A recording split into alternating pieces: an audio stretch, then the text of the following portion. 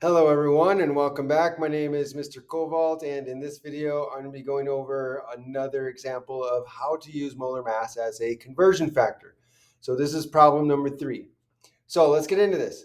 So here we're asked to determine the mass of a sample of water that contains 3.55 times 10 to the 22 molecules of water. So we need to convert that number of molecules into a mass. They don't tell us the mass, but it's safe to say that we're going to convert this to grams. So let's start. So the first thing we want to do is figure out what conversion factors we need. And so one thing we need is molar mass. We're going to need the molar mass to convert between grams and moles. And since we're trying to get the mass, it would be nice if we had moles. But we don't have moles here, but we do have molecules. So we're going to have to convert molecules to moles first. And so we're going to need to use Avogadro's number. 1 mole is equal to 6.022 times 10 to the 23rd particles. And so that's all we need. Now, once we have our information, our conversion factors, we have to figure out where to begin and where to end. And that is going to be in the problem itself. And so normally I would say it's in the question, but we don't really have a question here. We're asked to determine something. So the question could be how many grams of water is 3.55 times 10 to the 22 molecules of water.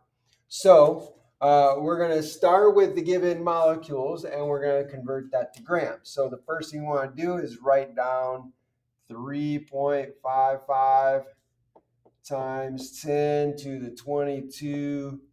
Oops, that should be 22. 22. Let me make that bigger so at least you guys can see. To 22. There we go. And this is going to be molecules of H2O. We're going to put that over 1. Now we're going to multiply by our first conversion factor. So we need to convert this to moles first.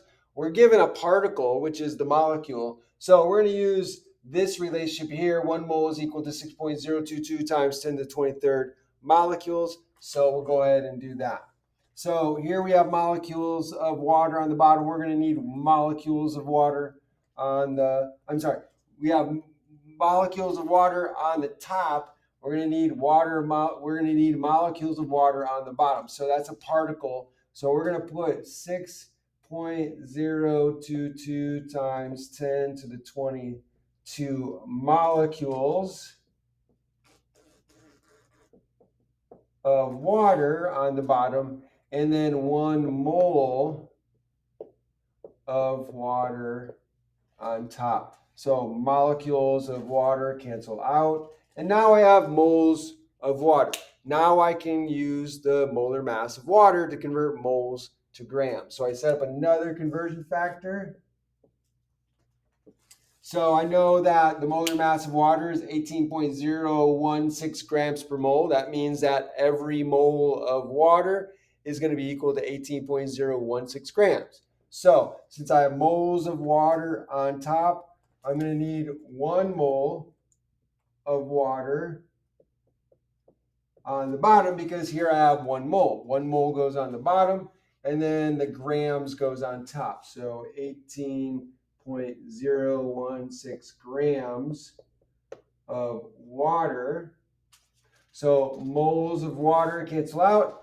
I have grams of water on top. That's what I'm being asked for. Determine the mass of the sample of water. So now I'm done. So now all I need to do is multiply across the top, divide by the bottom. And when I do that, I get 106. So 1.06. What else do I get there? 205 grams of water. So this is what the calculator gives me. So now that I have my answer, the next thing I need to do is figure out the number of significant figures.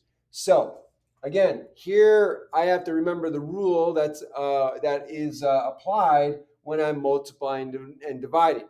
So when I'm multiplying and dividing, my answer should have the same number of significant figures as the measure that has the least number of sig figs.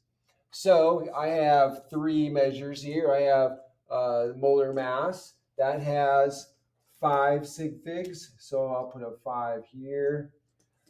This has 4, and this has 3. So the least number is 3. So that means I can only keep 3 sig figs in my answer. So 1, 2, 3, cut it off. And I can drop these. And so my final answer is going to be 1.06. I don't round the 6 because the next number after the 6 is less than 5. And so I keep the 6. And now it's just grams of water. So 1.06 grams of water is my final answer. Again, I hope this was helpful. If you enjoyed this video, then please like the video, share the video with your friends, hit that like button over there. Make sure you subscribe to my channel, hit the notification bell. When you do, make sure you click all so you can be notified by all the videos I put out. And then finally, put a comment down below in the comment section. Let me know what you think, ask me questions. If you want me to cover a certain topic or talk about something, please let me know. I would love to do that for you. Thanks for joining me and have a great day.